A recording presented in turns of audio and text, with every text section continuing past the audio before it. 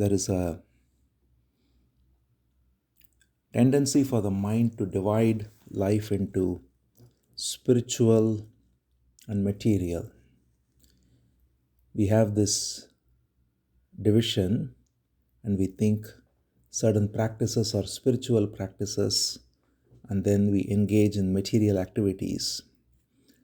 It should be fairly clear that that division is also a product of the same fragmented mind.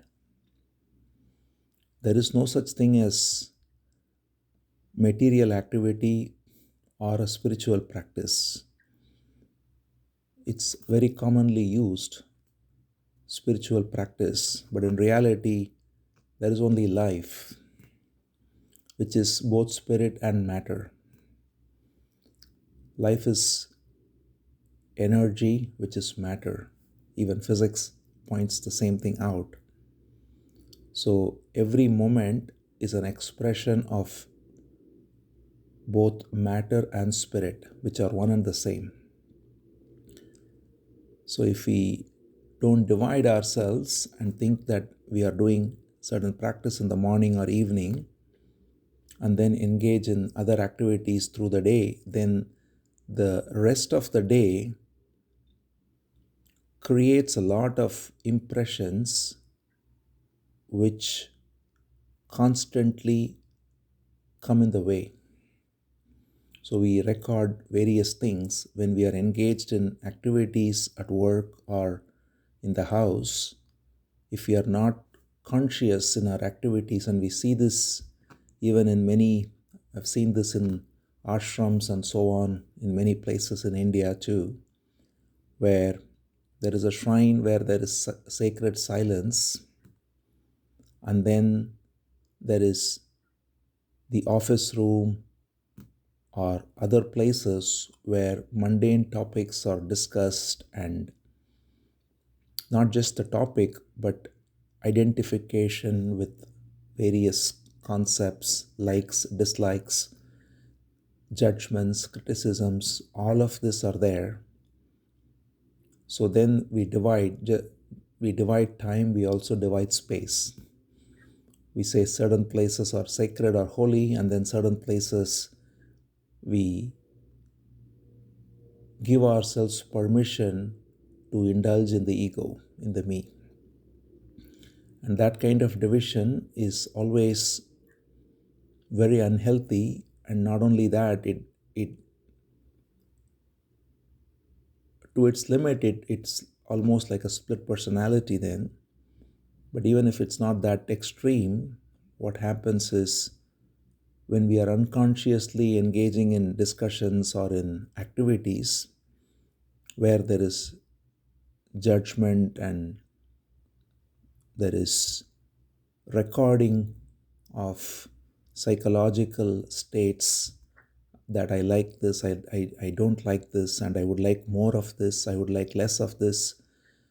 All of this activity of the me that is recorded in the mind when one is unconscious, the recording happens when one is unconscious. Then all that is stored as vasanas, and that comes forth. And then when we sit in silent meditation, many of them come out, and there is a struggle.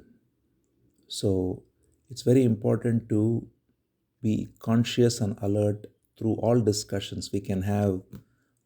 One can have fun discussions, laughter, and all that is part of life, but that can be had without inwardly registering psychologically the sense of me. It's not about always being silent outwardly. Outward silence is in fact just something that comes on its own. But one can be outwardly silent and inwardly chattering, as we all know. So that's not important.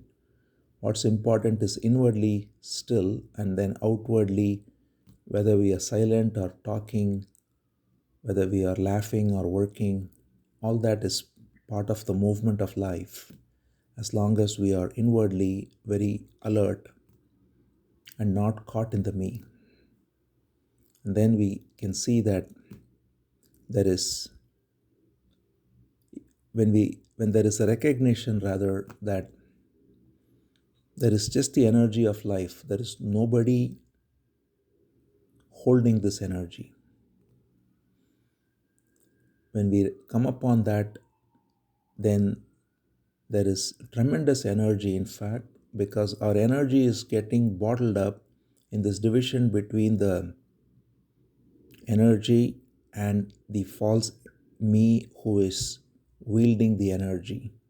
In reality, there is no false me, it's just another aspect of the same energy which divides itself and therefore acts as a block. When that is not there, then there is only expression of energy which has tremendous power, and it can express itself, and it can be in complete outer silence, or it can be in intense activity that is all part of the same one expression of life.